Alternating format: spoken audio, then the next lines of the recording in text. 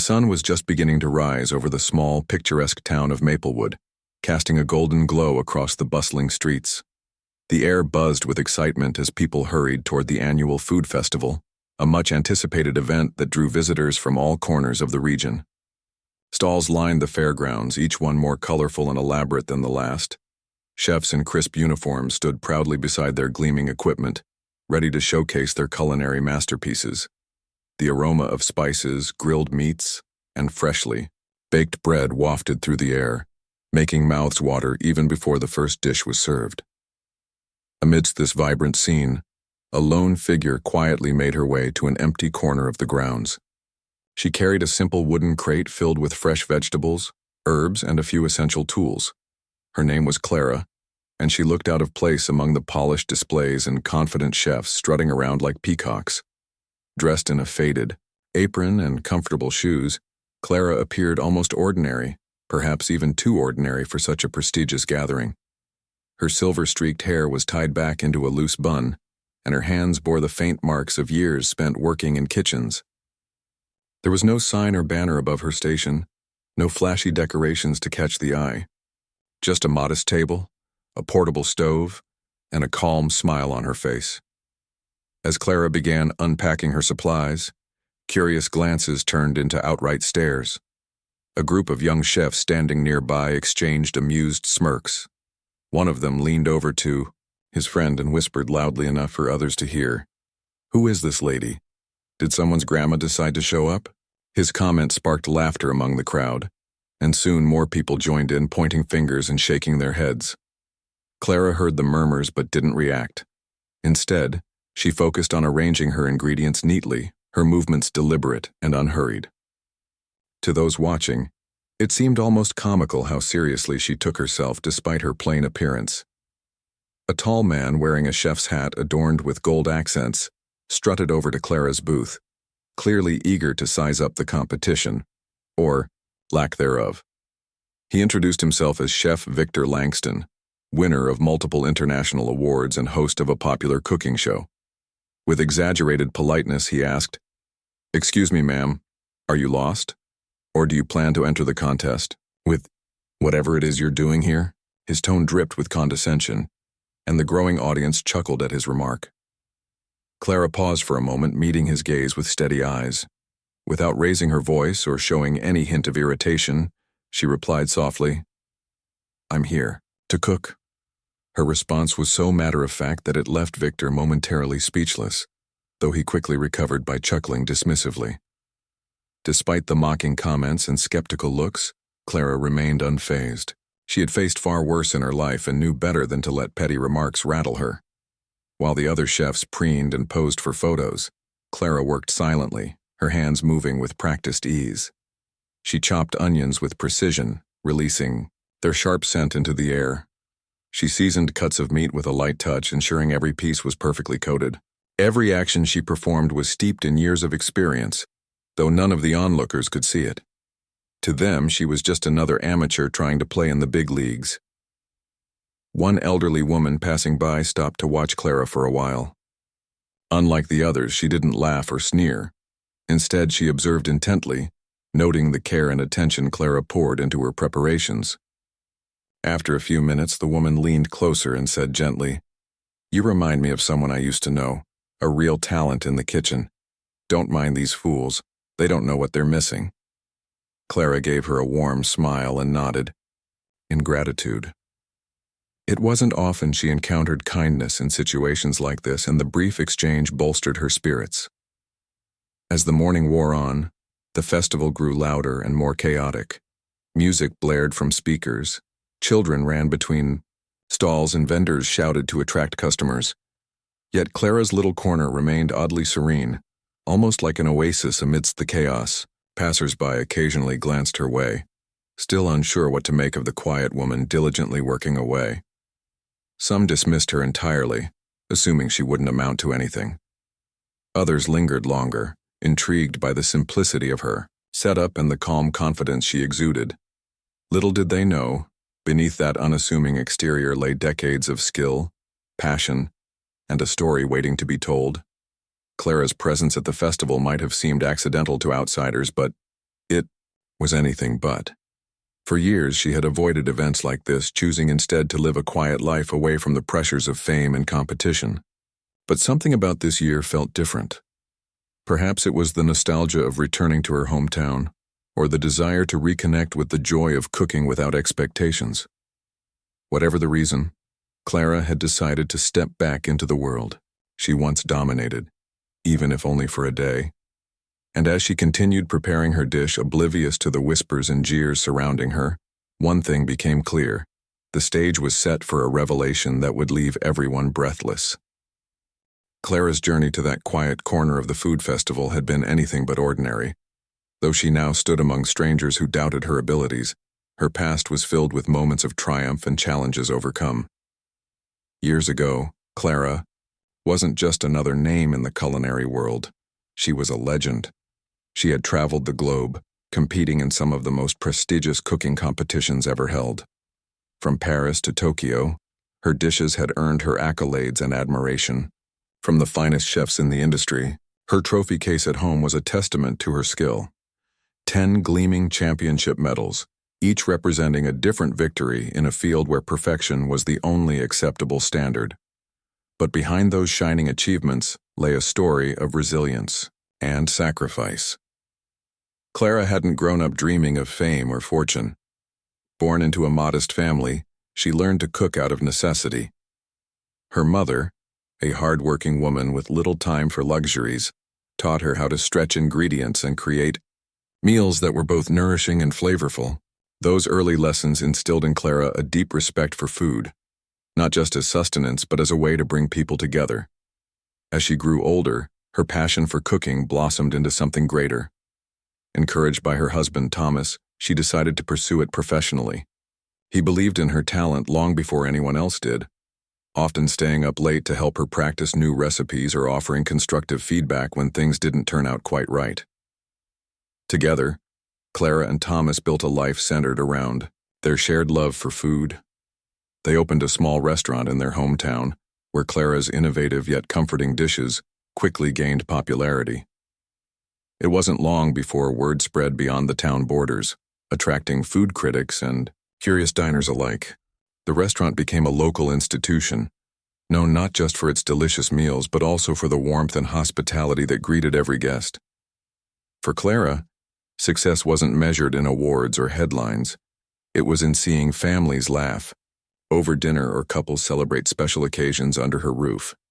However, life has a way of testing even the strongest bonds. Just as Clara's career reached new heights, tragedy struck. Thomas fell ill unexpectedly, and despite countless doctors' visits and treatments, he passed away, leaving Clara heartbroken. The loss shattered her, not just emotionally, but professionally as well. Running the restaurant without him felt unbearable, and the bright lights of competitions and media appearances suddenly seemed hollow. She sold the business, retreated from public life, and moved back to her childhood home, seeking solace in solitude. Cooking, which had once been a source of joy, became a private ritual, a way to keep Thomas's memory alive. For years, Clara lived quietly, tending to her garden and experimenting with recipes in her tiny kitchen. She rarely ventured outside, her comfort zone, content to let the world forget about the once celebrated chef. Yet no matter how much she tried to distance herself from her former life, her love for cooking never faded. Each dish she prepared carried fragments of her past. The stews reminded her of cozy winter nights with Thomas. The delicate pastries evoked memories of baking marathons during holidays, and the aromatic broths brought back scenes of her mother, stirring pots on the stove. Food remained her anchor, grounding her in a world that sometimes felt overwhelming. When she heard about the annual food festival returning to Maplewood, something stirred within her. The idea of sharing her creations again, even if only with a handful of strangers, felt oddly appealing. Perhaps it was nostalgia calling her back to the place where her journey began. Or maybe it was the realization that she still had stories to tell through her cooking. Whatever the reason, Clara decided to participate, not to win or impress, but simply to reconnect with the art form that had shaped her life. As she packed her wooden crate the night before the festival, Clara reflected on how far she'd come and how much she'd changed. Gone were the days of elaborate presentations and high-pressure contests. Now her focus was purely on the essence of cooking: flavor, texture, and emotion. She chose ingredients carefully, opting for simplicity over extravagance. Fresh herbs from her garden, locally sourced vegetables, and cuts of meat from a trusted butcher, all elements that spoke to her philosophy of letting food speak for itself. There would be no gimmicks, no flashy techniques designed to dazzle judges. Just honest, heartfelt cooking. Little did Clara know that her decision to return to the culinary stage would ignite a chain reaction. The same hands that had crafted award-winning dishes decades ago were about to remind the world what true mastery looked like. But for now, she remained blissfully unaware of the impact she would have. To her, the festival was simply an opportunity to step out of the shadows, however briefly, and share a piece of herself with others. And as she drifted off to sleep the night before the big day, she felt a sense of peace she hadn't experienced in years, a quiet certainty that, win or lose, she was exactly where she was meant to be. The morning sun climbed higher in the sky, casting long shadows across the festival grounds.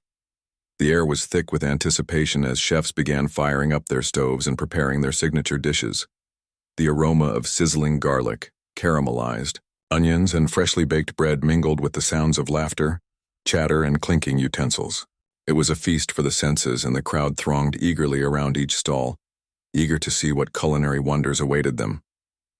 Clara's corner remained relatively quiet compared to the bustling activity nearby. While other chefs attracted large crowds with dramatic flourishes, flipping pans in the air, setting dishes ablaze, or arranging edible flowers into intricate designs, Clara worked methodically, her movements calm and unhurried. She diced vegetables with precision, her knife slicing through carrots and celery with rhythmic ease.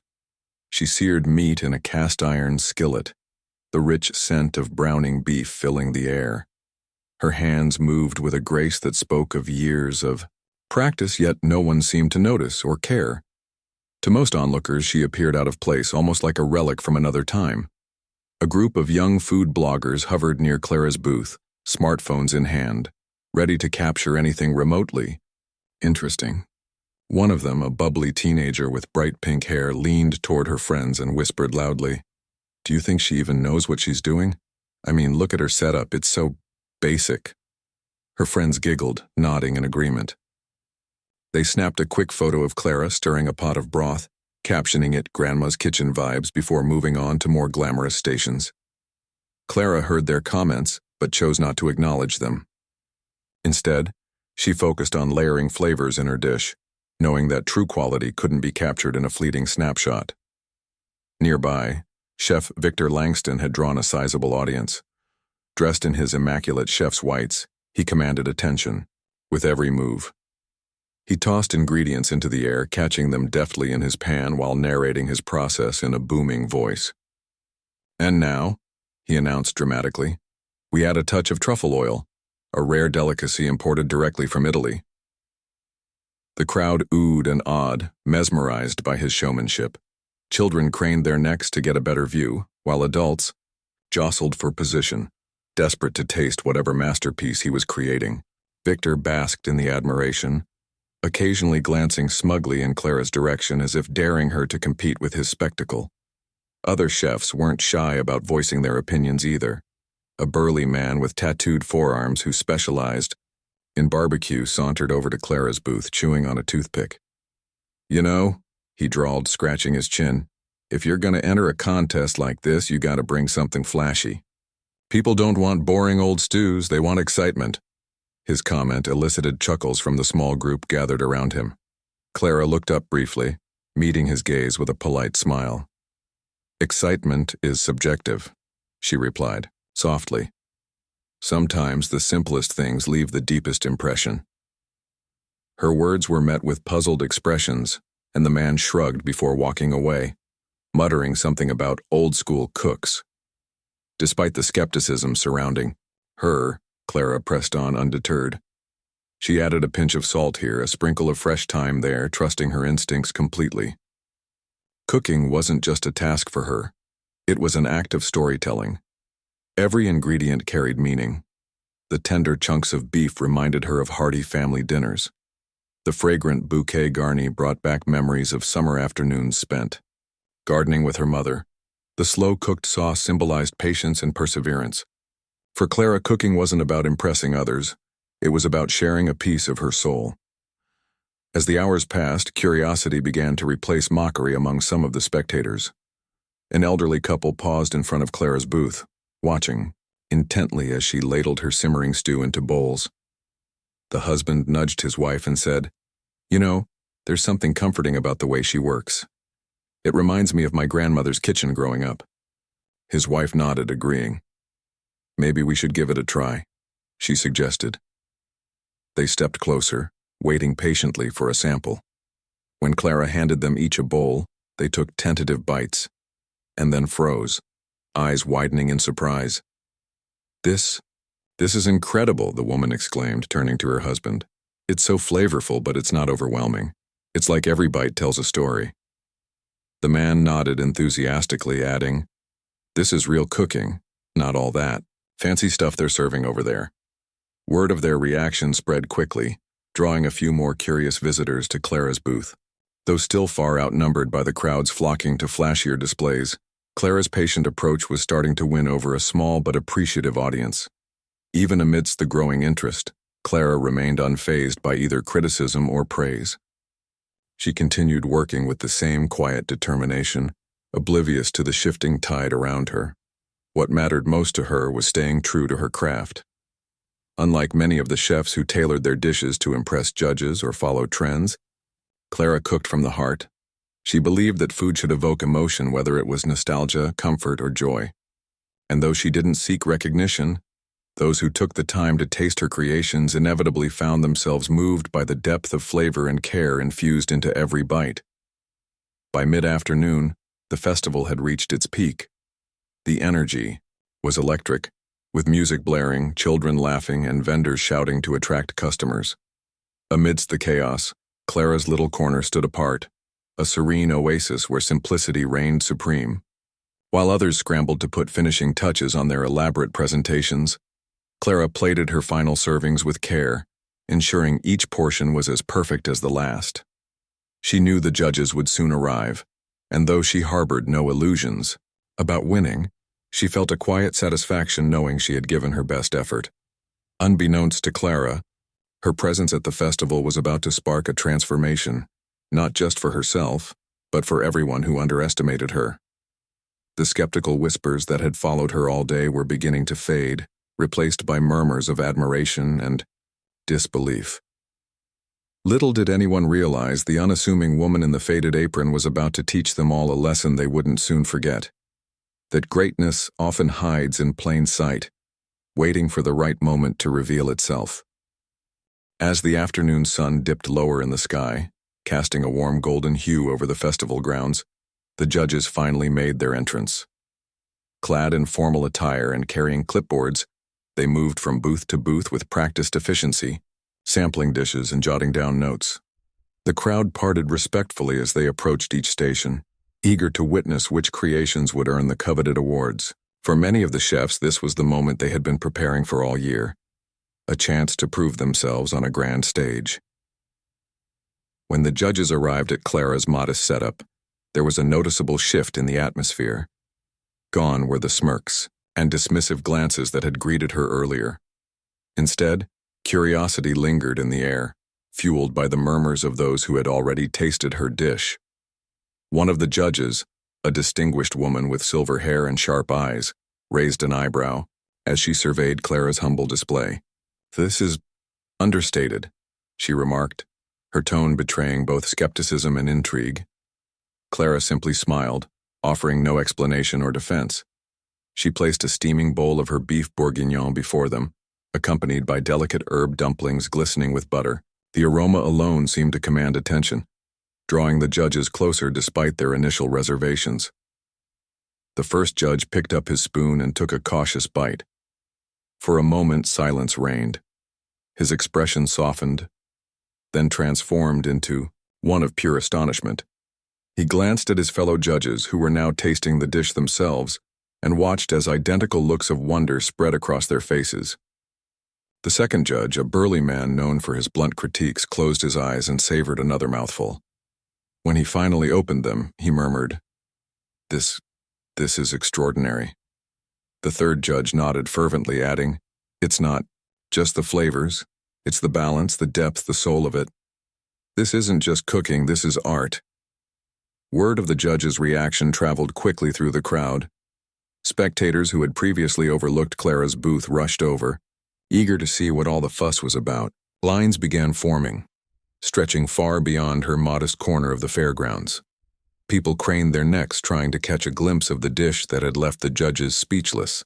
Some whispered excitedly among themselves, while others stared, in disbelief at the unassuming woman serving bowls with quiet grace. Clara worked steadily, unfazed by the sudden surge of interest. To her, every person waiting in line was an opportunity to share something meaningful, a taste of her journey, her memories, her heart. One young couple reached the front of the line, their excitement palpable. When Clara handed them their bowls, they dug in eagerly, only to pause mid-bite.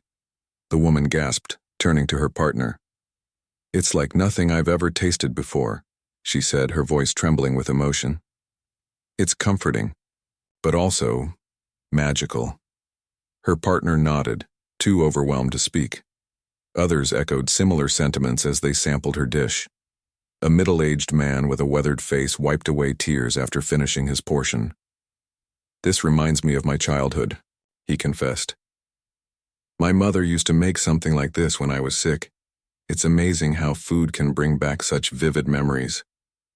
Meanwhile, Chef Victor Langston watched the unfolding scene from afar, his confidence beginning to waver.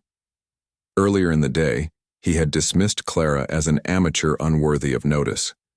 Now, seeing the rapturous reactions of the judges and the growing throngs of people flocking to her booth, doubt crept into his mind.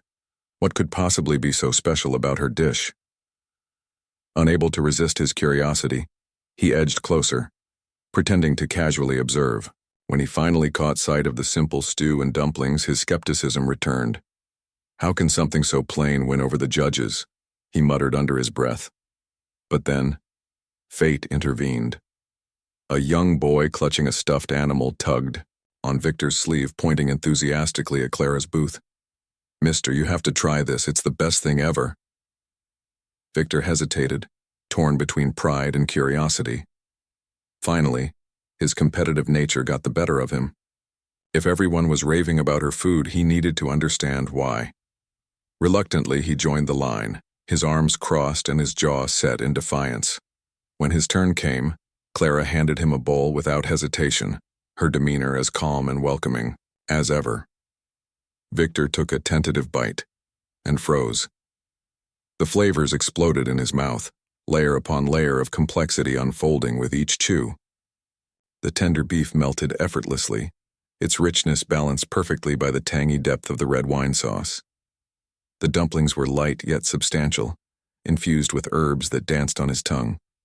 It wasn't just delicious, it was transcendent. For the first time in years, Victor felt humbled. He stared at Clara, who met his gaze with a gentle smile. This is genius," he stammered, unable to find words adequate enough to express his awe. As the evening wore on, Clara's booth became the epicenter of the festival. Chefs who had once mocked her now approached her with newfound respect, asking questions about her techniques and philosophies. Some admitted they had underestimated her, while others confessed they had much to learn from her approach. Even the tattooed barbecue chef returned, hat in hand, apologizing for his earlier remarks. "I didn't get it before," he admitted gruffly. "But now I see. You're not just making food, you're creating experiences." What truly astonished everyone, however, was the revelation of Clara's identity. A local journalist, intrigued by the commotion, decided to investigate further. After speaking with a few older attendees who recognized Clara's name, he pieced together the truth. The unassuming woman in the faded apron was none other than Clara Bennett, a 10-time culinary champion whose name had once been synonymous with excellence. News of her illustrious past spread like wildfire, leaving the crowd stunned. Gasps rippled through the gathering as people realized they had been in the presence of greatness all along. For Clara, the recognition was bittersweet. She hadn't entered the festival seeking fame or validation. She simply wanted to share her love for cooking. Yet seeing the joy and wonder on people's faces reminded her of why she had fallen in love with the craft in the first place. As the final votes were tallied and the winners announced, there was little doubt about the outcome. Clara's name was called as the grand prize winner, earning thunderous applause from the audience. She accepted the award with humility, thanking the judges, the organizers, and most importantly, the community that had embraced her. But the real victory wasn't the trophy or the accolades. It was the connections she had forged. Through her dish, Clara had reminded everyone present that true mastery lies not in complexity or showmanship, but in authenticity and heart. And as she stood there, surrounded by cheering strangers and smiling faces, she knew she had accomplished exactly what she had set out to do: share a piece of herself with the world. By the time the festival drew to a close, Clara had become the talk of the town, and beyond. The revelation of her illustrious past as a 10-time culinary champion had sent shockwaves through the crowd, transforming whispers of admiration into outright reverence. People who had laughed at her earlier now approached her booth with apologies and gratitude, their faces glowing with newfound respect. Chefs who had once dismissed her as an amateur stood in line to shake her hand, asking for advice or simply expressing awe at her skill. Clara handled it all with the same quiet grace that had defined her throughout the day, nodding politely and offering words of encouragement whenever someone spoke to her. Chef Victor Langston, still reeling from his earlier encounter with Clara's dish, found himself unable to leave without saying something. He approached her booth hesitantly, clutching his clipboard like a shield. When Clara noticed him, she gave him a warm smile, erasing any lingering tension between them. "I owe you an apology," Victor began, his voice uncharacteristically soft. "I judged you unfairly today, based on appearances, not talent. That was wrong of me." Clara tilted her head slightly, her expression thoughtful but kind. "We all make mistakes," she replied gently. "What matters is what we do after realizing them." Victor nodded, visibly moved by her response. "Your dish, it wasn't just food. It was a lesson. You reminded me why I fell in love with cooking in the first place, not for fame or awards, but because it can touch people's hearts." Clara's eyes softened, and she gestured toward the empty bowls scattered across her table. "Food has always been my way of connecting with others," she said. "It's about sharing stories, memories, and emotions. If my cooking helped you remember that, then I've done my job." The conversation didn't end there. Other chefs joined in, forming a circle around Clara as they peppered her with questions. Some wanted to know how she achieved such depth of flavor. Others asked about her techniques for balancing ingredients. One young chef, barely out of culinary school, admitted sheepishly that he struggled with patience in the kitchen. "How do you stay so calm when everything feels chaotic?" he asked. Clara chuckled softly, her laughter light and inviting. "Cooking isn't about rushing, it's about listening," she explained. "Listen to your ingredients, listen to your instincts, and let the process guide you. Patience is its own reward." Her words resonated deeply with those gathered around her. For many, it was a stark contrast to the high-pressure world they inhabited, where speed and innovation often took precedence over substance. Clara's philosophy felt like a breath of fresh air, a reminder that true mastery comes not from chasing trends, but from understanding the essence of what makes food meaningful. As the group dispersed, several chefs lingered behind to thank her personally, promising to carry her lessons into their own kitchens. The impact of Clara's presence extended far beyond the professional chefs.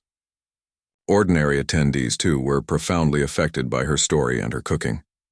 A local family approached her booth, their children clutching handmade cards adorned with drawings of stoves and pots.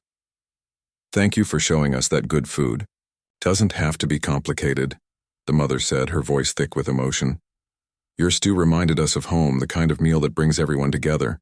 Clara accepted the cards with tears glistening in her eyes, touched by the sincerity of their gesture. As word of Clara's triumph spread beyond the festival grounds, media outlets descended upon Maplewood, eager to capture the story of the unassuming woman who had stunned the culinary world. Reporters jostled for interviews, camera crews set up tripods near her booth, and social media buzzed with hashtags like Clara the Champion and Humble Genius. Despite the sudden influx of attention, Clara remained grounded, deflecting praise and steering conversations back to the joy of cooking. I'm not here to be a celebrity, she told one journalist during a brief interview. I'm here to remind people that food is more than sustenance. It's a way to connect, to heal, and to celebrate life.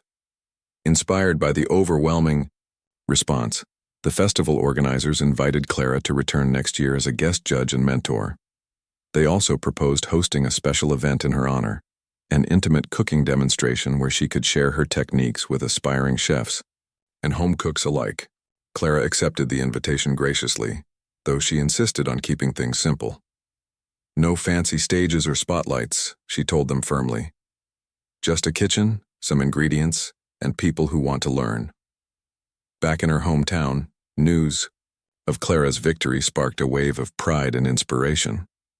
Locals who had known her only as the quiet woman with the garden began seeing her in a new light. Neighbors stopped by her house to congratulate her, bringing bouquets of flowers and homemade treats. Children left notes taped to her front door calling her the best cook ever. Though Clara appreciated the gestures, she remained humble, brushing off compliments with a modest laugh. I'm still the same person I was yesterday, she would say. Nothing's changed. Yet something had changed, not just for Clara, but for everyone who had witnessed her journey. The festival had started as a celebration of food, but it ended as a testament to resilience, humility, and the power of authenticity. Clara's quiet confidence and unwavering dedication had reminded people that greatness doesn't always announce itself with fanfare. Sometimes it arrives quietly, hidden beneath layers of simplicity, waiting for the right moment to shine. That night, as Clara packed up her supplies and prepared to head home, she paused to take in the scene one last time. The festival grounds were quieter now, the colorful stalls dimmed under the fading twilight. She thought about the laughter, the skepticism, the disbelief, and finally the awe and admiration that had marked her day. It had been a whirlwind of emotions, yet she felt surprisingly peaceful. For the first time in years, she realized, she no longer felt the need to hide her talents or shy away from recognition. Instead, she saw an opportunity to inspire others, to pass on her knowledge, and to keep the spirit of heartfelt cooking alive. With a contented sigh, Clara picked up her wooden crate and turned toward the path leading out of the fairgrounds. As she walked, she couldn't help but smile at the thought of what lay ahead. Tomorrow was a new day, full of possibilities, and perhaps a chance to teach the world that true artistry lies not in seeking applause, but in creating moments that linger long after the plates are cleared. The weeks following the festival were a whirlwind of activity for Clara, but instead of feeling overwhelmed, she found herself invigorated. The small-town woman who had once shied away from the spotlight was now at the center of attention, not because she sought it, but because people were drawn to her story and her philosophy. Her quiet humility resonated deeply with those around her, and soon, offers began pouring in from all directions. Cooking schools invited her to give lectures. Local restaurants begged her to consult on their menus. Even national television networks reached out, hoping to feature her on morning shows. But Clara wasn't interested in returning to the high-pressure world of fame and competition. Instead, she chose a path that aligned with her values: teaching. Inspired by the enthusiasm of the crowd at the festival, and particularly by the young chefs eager to learn, Clara decided to open her own cooking school right there in Maplewood. It wasn't a glamorous institution with state-of-the-art equipment or celebrity endorsements. Instead, it was housed in a cozy building downtown, its walls painted a warm cream color and decorated with hand-drawn sketches of vegetables and herbs. Inside, The space was simple yet functional. Wooden countertops, sturdy stoves, and shelves lined with jars of spices and cookbooks. Clara called it the hearth, a name that reflected her belief that cooking should always come from the heart. From the moment the hearth opened its doors, it became a hub of creativity and connection.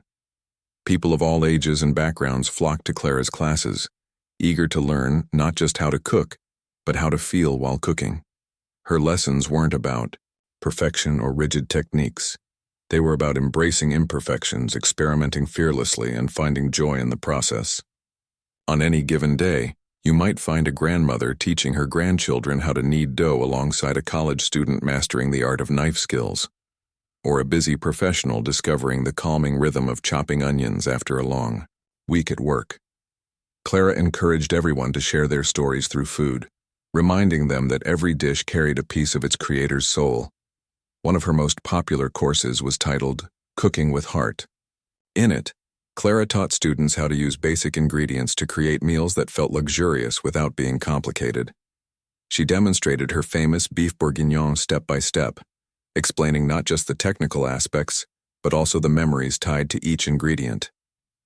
"This stew reminds me of my husband," she shared during one class, her voice tinged with nostalgia. "He loved red wine, so I always added an extra splash when making this for him. Now whenever I taste it, I feel like he's still here, with me." Her vulnerability moved many of her students to tears, inspiring them to infuse their own dishes with personal meaning. Clara also introduced workshops focused on mindfulness in the kitchen. These sessions emphasized slowing down, savoring each step of the cooking process, and appreciating the beauty of simplicity. Participants learned to listen to the sound of onions caramelizing, smell the difference between fresh and dried herbs, and trust their instincts rather than relying solely on recipes. One participant, a harried mother of 3, confessed that these classes had changed her life. "Before I saw cooking as just another chore," she said, "but now it's become my escape, a way to relax and reconnect with myself." Word of the hearth spread quickly, drawing visitors from neighboring towns and eventually across the country. Food bloggers wrote glowing reviews, praising Clara's ability to make everyone feel welcome and capable, regardless of their skill level. Local newspapers featured articles about her impact on the community, highlighting how she had turned Maplewood into a culinary destination. Yet, despite the growing recognition, Clara remained steadfastly humble. She refused to charge exorbitant fees for her classes, ensuring that anyone with a passion for cooking could attend. "If money becomes the focus, we lose sight of what truly matters," she often said. "Food is meant to bring people together, not divide them." Though she spent most of her time teaching, Clara occasionally returned to the competitive circuit, but only as a mentor. Young chefs preparing for prestigious contests sought her guidance, hoping to emulate her balance of technique and emotion. Clara coached them patiently, sharing tips not just about cooking, but about staying grounded under pressure. "Remember," she would tell them, "the judges aren't just tasting your food, they're tasting your heart. If you pour everything you have into your dish, they'll feel it." Her influence extended beyond the classroom and competitions. Inspired by Clara's example, several former students went on to start their own projects: a community garden dedicated to growing fresh produce for local shelters, a pop-up restaurant serving affordable gourmet meals, and even a cookbook filled with family recipes passed down through generations. Each initiative bore traces of Clara's teachings, carrying forward her mission to make food accessible, meaningful, and joyful. As months turned into years, Clara's legacy continued to grow. The hearth became more than just a cooking school. It was a symbol of resilience, creativity, and human connection. Families celebrated milestones within its walls, friendships blossomed over shared meals, and countless individuals discovered newfound confidence in the kitchen. Clara herself remained a constant presence, her silver hair now streaked with more gray, her hands weathered but steady. Though age slowed her movements, her spirit remained as vibrant as ever. On the 5th anniversary of the hearth, the town threw a party in Clara's honor. Friends, students, and admirers gathered to celebrate the woman who had transformed their lives through food. Speeches were made, gifts exchanged, and plates of Clara's signature dishes served to thunderous applause. When it was her turn to speak, Clara stepped up to the microphone, her voice soft but clear. "I never set out to change the world," she began. "All I wanted was to share my love for cooking, a love that helped me heal, connect, and find purpose. If anything I've done has inspired others to do the same, then I consider myself incredibly fortunate." The room erupted into cheers, but Clara quickly redirected the attention back to her audience. "The real magic doesn't come from me," she continued. "It comes from all of you, from your willingness to try, to fail, and to keep going. That's what makes cooking and life so beautiful." Her words hung in the air, resonating deeply with everyone present. Long after the party ended, Clara sat alone in her kitchen, reflecting on how far she'd come since that quiet morning at the festival. What had started as a single act of courage, a decision to step back into the world she had left behind, had grown into something far greater than she could have imagined. And though she knew her journey wouldn't last forever, she took comfort in knowing that her legacy would endure. Not in trophies or headlines, but in the hearts and kitchens of those she had touched. For Clara, that was enough.